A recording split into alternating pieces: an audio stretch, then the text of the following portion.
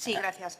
Pues bien, señor consejero, es un asunto tan amplio su consejería que no nos dio tiempo a terminar todas las preguntas que teníamos preparadas. Nos hubiese gustado hablar también de la financiación externa, que ahora lo voy a comentar, de la fiscalidad también y, cómo no, de la supervivencia, que eso sí que le hice una pregunta. En el ámbito empresarial asturiano no todo consiste, señor consejero, en la enunciación de nuevos planes, se ajusten o no a este planteamiento al que se dirigen. La tipología empresarial asturiana es bastante específica, como usted ya sabe. Como ya había deducido de nuestras preguntas, tenemos claro que el mayor porcentaje de las empresas asturianas está compuesto por micropymes, autónomos, muchos de ellos al frente de empresas familiares, como ya dijimos, que se mueven en un ámbito local y autonómico y excepcionalmente nacional. Las empresas tecnológicas, que también le pregunté por ellas, son la excepción. Luego, entonces, se hará idea de la dificultad que supone, señoría, proponer a micropymes y a autónomos una política de fusiones para ganar competitividad.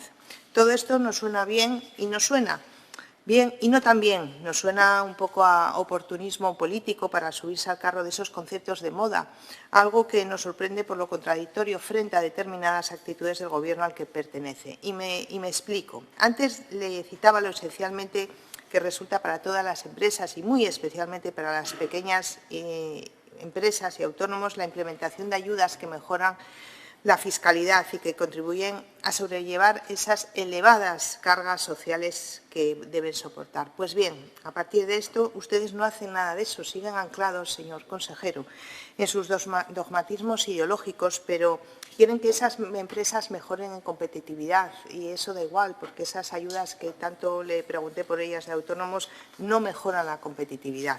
Es una contradicción. La segunda cuestión es la que quería comentarle, es que estas empresas viven de la financiación externa, la mayoría, son las pequeñas y medianas empresas.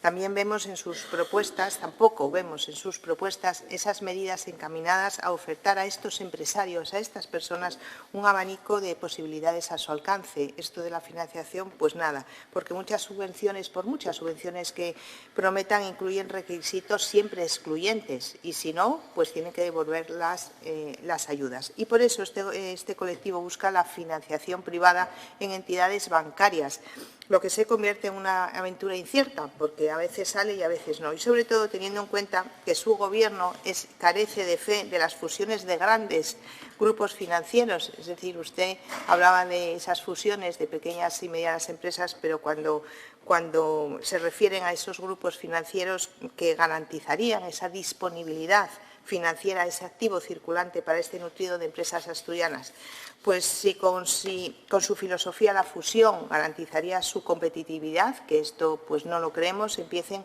ustedes por apoyar a esas fusiones de esas entidades bancarias que posiblemente iban a garantizar esa supervivencia a esas empresas y a estos pymes y autónomos. ¿En base a qué? Pues en base a mejorar ofertas financieras, ya que ustedes, señor consejero, no les ofrecen caminos alternativos para obtener viabilidad en sus empresas. De todas maneras, volveremos con ello en otras comparecencias porque nos quedan muchas cosas por hablar. Gracias.